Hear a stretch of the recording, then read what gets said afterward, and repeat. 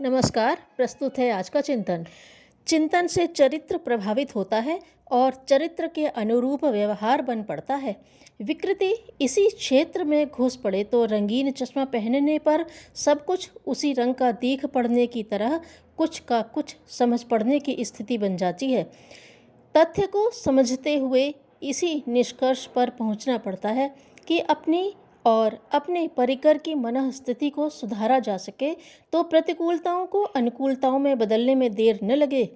विचार क्रांति के अंचल में नैतिक क्रांति, बौद्धिक क्रांति और सामाजिक क्रांति तीनों ही महान परिवर्तन समाहित हैं। यदि वैसा कुछ बन पड़े तो समझना चाहिए कि विपन्नताओं के उन्मूलन का राजमार्ग मिल गया और वह सब कुछ हाथ लग गया जिसकी कि इन दिनों जन जन को आवश्यकता है। सत्प्रवृत्तियों का समुच्चय परम ब्रह्म परमात्मा प्रतिभाओं का पुंज है। उसके साथ संबंध जोड़ने पर संकीर्ण स्वार्थपरता में तो कटौती करनी पड़ती है, पर साथ ही यह भी तथ्य है कि अग्नि के साथ संबंध जोड़ने वाला ईंधन का ढेर ज्योतिर्मय ज्वालमाल की तरह धधकने लगता है।